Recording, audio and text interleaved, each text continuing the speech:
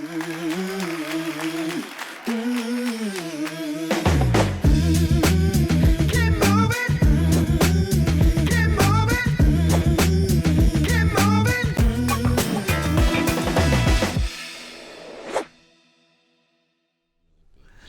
and welcome to Backstage Buzz, where you get the inside story and the upcoming programs at the MAC.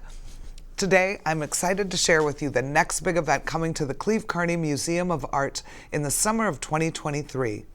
Following in the footsteps of our blockbuster Frida Kahlo Timeless exhibition will be the work of pop art sensation Andy Warhol. Take a look.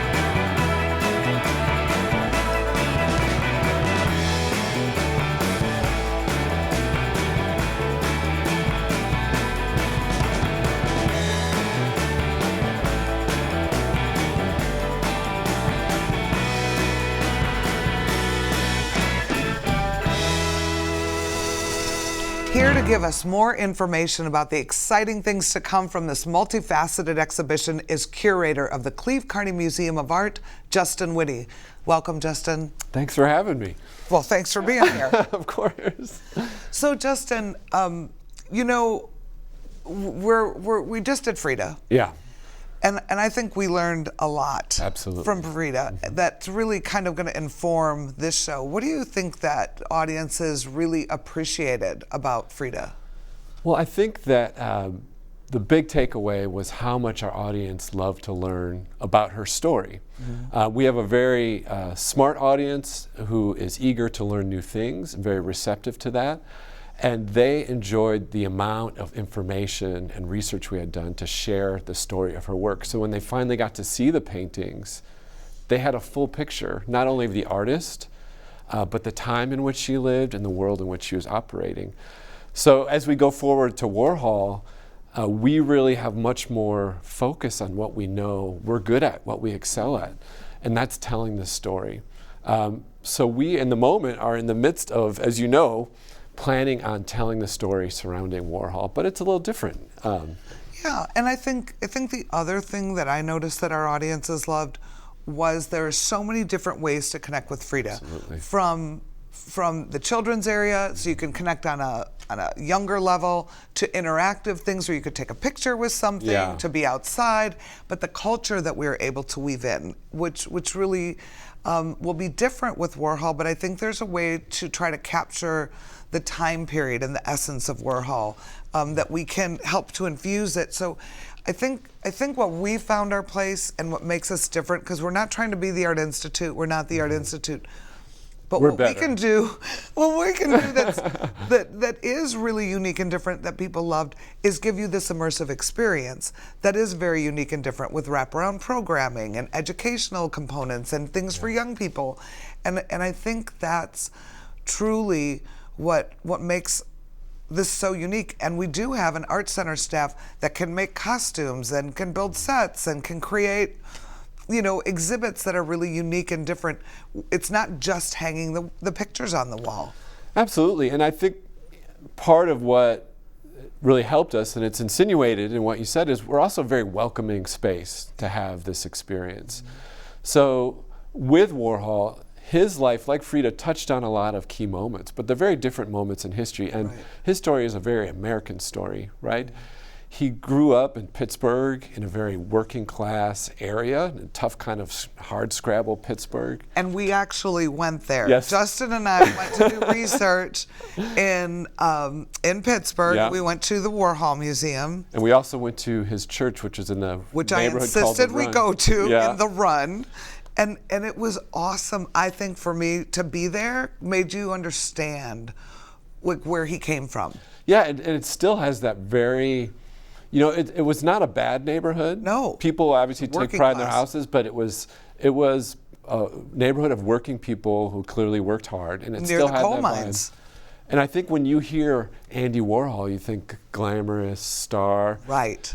And a big part of his story is he came out of a situation similar to a lot of Americans, and a lot of the push behind his work is that aspiration for success and fame.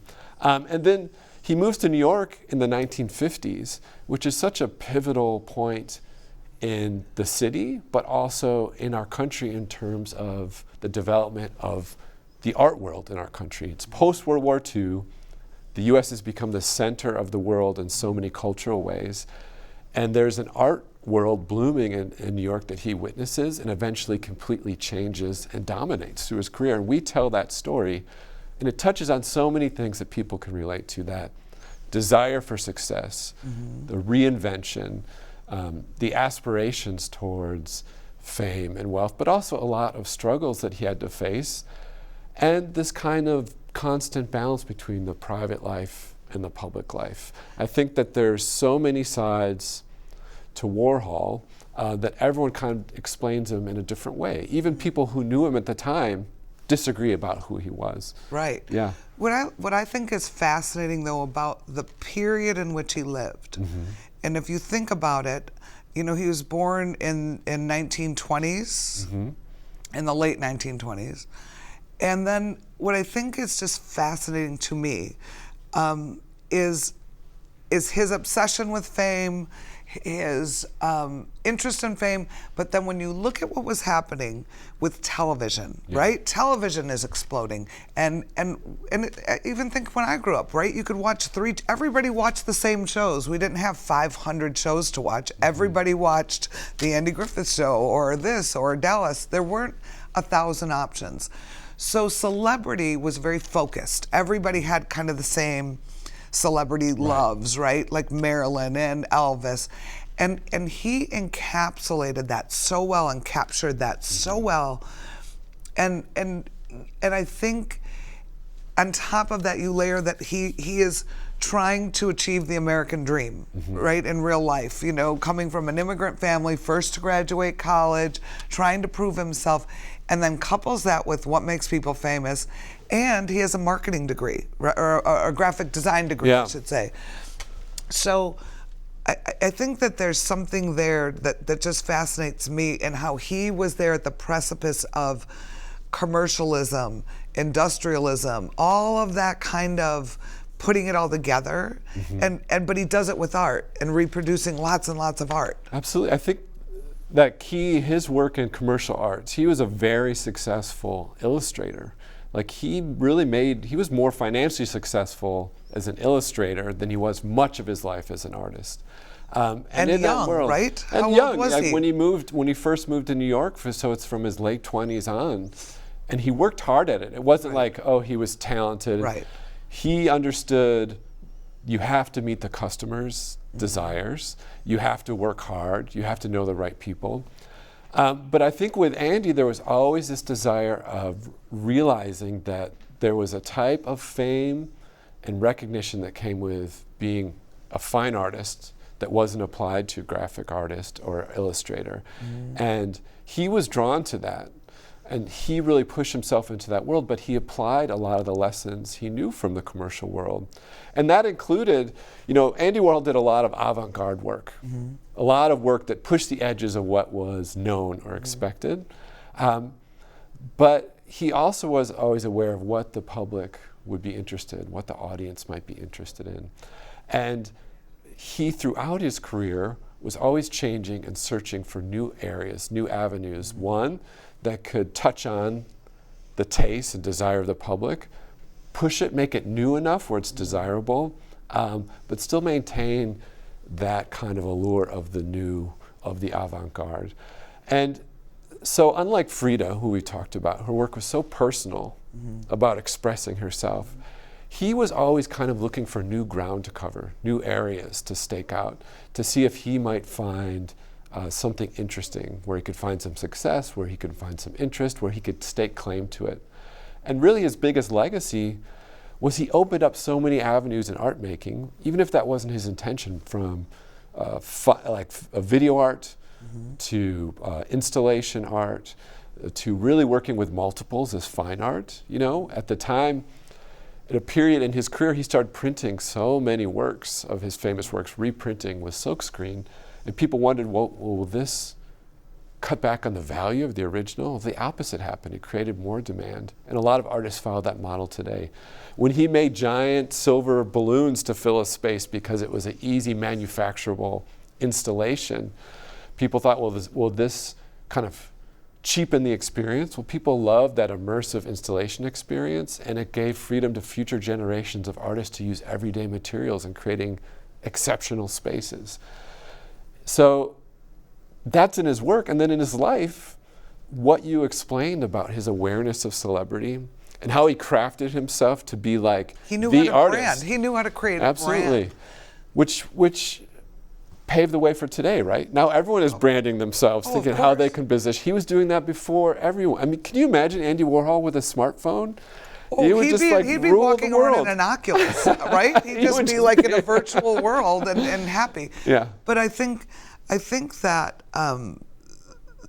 all these riches gives us an opportunity to really come out with a really fun experience for everybody. Yeah. And it's coming in the summer of 2023, and we had a little preview launch for the press because we wanted everybody to know what we're doing, and more so, we wanted to give everybody time to think about how do they want to connect. Because another great thing about Frida was how the entire community got involved and engaged and did their own things and picked up the ball and ran. Yeah. You know, and I think, you know, at this press launch, I challenge everybody, like, let's have the biggest pop art experience in DuPage County. Let's everybody get on the bandwagon, because if we have all these visitors coming from all over the country, let's take advantage of it and have them experience so many different things and show our creativity everywhere. And it's fun. I think everybody gets super creative. So we had this amazing press launch, and you know what? Here's a clip that we can show you about our press launch. So we invited stakeholders in the community, and we talked about what we were going to do, and then we ended the show with dancers doing a fashion show because he loved fashion. He was also involved in fashion, and some of them were in drag, and it was great fun. And it was done to the song Fame and some songs from Studio 54. And there's Justin. Yeah, we had some renderings of how we're planning the space. So again, we're going to take over the entire art center, but we're actually going to even have more space because Frida, we were during the deep part of COVID. Yeah. We have more flexibility now. So it's going to be well over 10,000 square feet. We're going to have interactive installations like the Silver Clouds, a full historical exhibition. There's going to be a lot to experience in this show. And of course, at the center of it, we have this amazing collection from Bank of America. That is really great, really amazing. 94 original pieces from their collection. So Bank of America is our sponsor, and they had this huge collection that they're giving us. And Justin, what are some of the pieces in that collection that people might recognize? There's our president of Bank of America. Yeah, she's so excited about working with us. Absolutely. Well, I think what's great about this collection, because it covers a lot of his career, and it has some of the most iconic works again. So you have the soup cans. We'll have a number of prints of the soup cans. There's your shopping. I know. There is the Marilyn pieces, Marilyn works, which is so iconic. And it's so important because the painting, that Marilyn Monroe painting, just sold at auction for $200 million. And Warhol's just surpassed Picasso as the most valuable 20th century artists in the world. So we have to get more insurance. Yes, we do. You know what I think is I just like the timing of this is pretty exciting because you have the Andy Warhol Diaries show on Netflix, so everybody can learn a little bit more about him on a different level. But it seems like he's just in the news all the time now. Yeah, he sold the painting. There seems to be a large resurgence of interest in his work. I think in part that relates to what we talked about, how much of his personality foreshadowed contemporary times. But I also think with time, people are able to find meaning in his work that maybe at the time he wasn't so open about. So he was notoriously very coy when it came to talking about his work, because again, he was a master marketer and he knew, well, I don't want to tell you something that you might not want to know about this work because I want you to buy this work. But that at the time people thought, well, maybe that means that there is no content. And going through his writings, looking at the work, looking at his biography, a lot of people now realizing there is a lot of content to this work, and it's very much tied into the world at that time. So like when we were in New York, we saw a show at the Brooklyn Museum, and it had 2 works from his last show ever, and those were all pieces based on the Last Supper. Those works are pretty dramatic, beautiful. They're simple, just the Last Supper, Da Vinci's Last Supper taken from a reproduction, blown up in a silkscreen, printed on bright colors. Now there's a lot of discussion. You know, Andy Warhol at that time was living through the peak of the AIDS crisis, and he was criticized at the time for not addressing it. Well, what could be a stronger way to address it than his last work really focusing on the Last Supper, which is about this moment before death, a reckoning, before that coming together in this community, not knowing who in the community might be responsible for that passing. So there's a lot of reevaluation and appreciation for just how deep his work actually is. And I just think it's such American work. Like, the way it's made is so direct, right, and straightforward that people always react to it, because that is, I think, what a lot of people in this country want to see. What is that of? Then there it is, and it's in a bold, unapologetic way. One thing I thought that I've read several times was like the Coke bottle, or the soup can, was that what he liked about doing something like that was that the President of the United States can enjoy a Coke, a celebrity can enjoy a Coke, and a regular person can enjoy a Coke. And he liked to pick things with universal appeal, with universal access. And even though we all didn't have access to Marilyn Monroe as a friend, we had access to her movies. Right. We had, and Mickey Mouse was another one that he did, right? So I think one thing I read is that one of his friends said, if you took all of Andy Warhol's works and put them in a time capsule, you'd get to know what America was like in the 50s, what people liked and what they did. And, you know, Jackie Kennedy being a widow of America's beloved president, and him being shot, and all those, they said you'd get a great time capsule of what was popular. I'd say even not the 50s, but the 20th century, really. Yeah. And even more broadly, what is in the psyche of our country, you know, because when he wasn't representing these icons, he's also getting at the core of what's really behind a lot of drive in this country, whether it's the desire for religion, the desire for wealth and fame, and cultural issues like violence, but not promoting, but just saying, you know, the presence of those. Or the obsession. The obsession with. I think, because, you know, when he did the electric chair picture, I was like, at first I was like, I don't think I ever really paid attention to it, to be honest with you, until we started researching and learning. And then I'm like, that is an electric chair. Why did, and then it all clicked into place. And it was when we were starting to televise electric chair murders, you know, for crime. And I think that it's interesting that, and then he did the 10 Most Wanted at the World's Fair. And I think there's a celebrity to some criminals because they're on the news and they become famous. And so I was like, is it that, or is it the American obsession with crime? I don't know. What do you think? I think it's the obsession for sure, and the same way we're obsessed with celebrity. And I think that also when you look at whether it's in his films or his prints or his paintings, a repetition of image also comments on, what is the power of that image when it is so repeated and repeated and repeated? Oh. Does it lose some of the power of the original? And does that comment on how we are so bombarded, even at that time, with images that we were becoming disconnected from the reality that they were based in? So with Marilyn, is it really about Marilyn? Is it about this individual, this person? Or is it about this persona? Which also relates to Andy, because it's hard to get through that surface of who he really was. And so we treat celebrities that way, but then also tragedy, right? If it's just the same.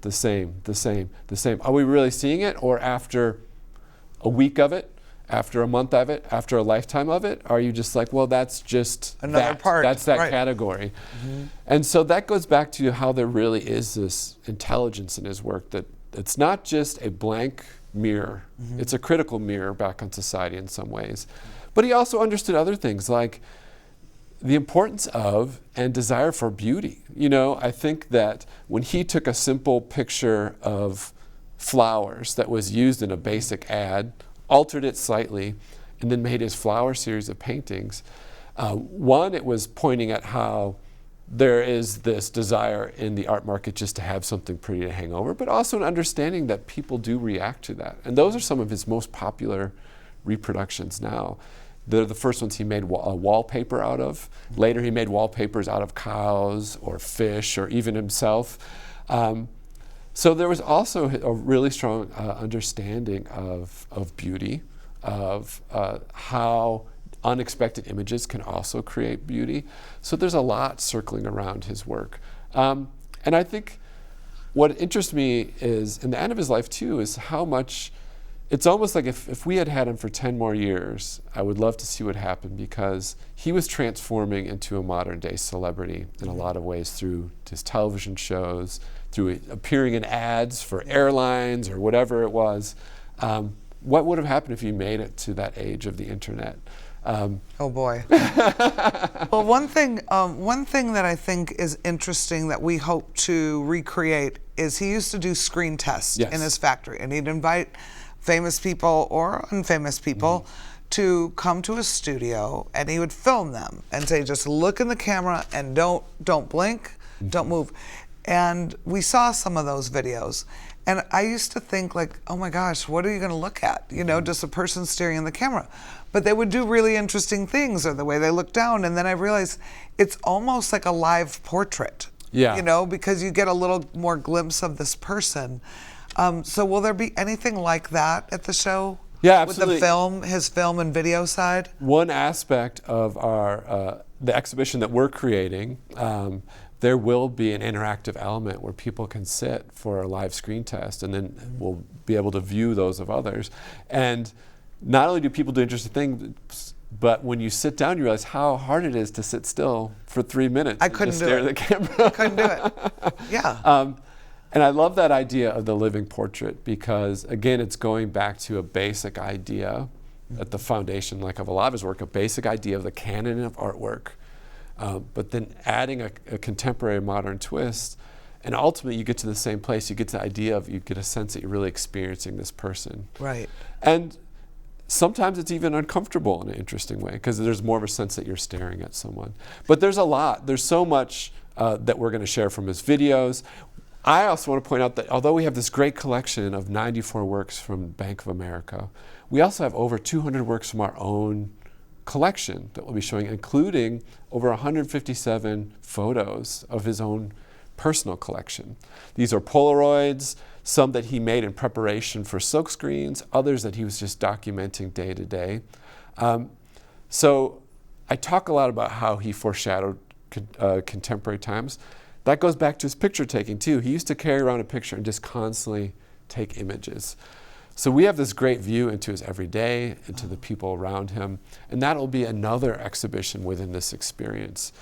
So there's just so much. Well, I think to just give everybody at home, because we're running out of time, and we'll sorry. have to come back and really get into it. But the exhibition is going to happen in the summer of 2023, and we will have a historical, educational component to it. You'll have the original art component to it.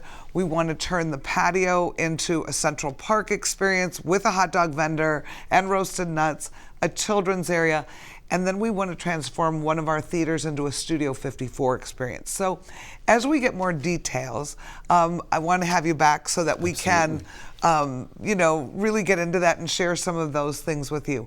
But for now, tickets go on sale for this one-of-a-kind exhibition on August 6th, Andy Warhol's birthday, so save the date and reserve your spot early. You don't want to miss this exhibition.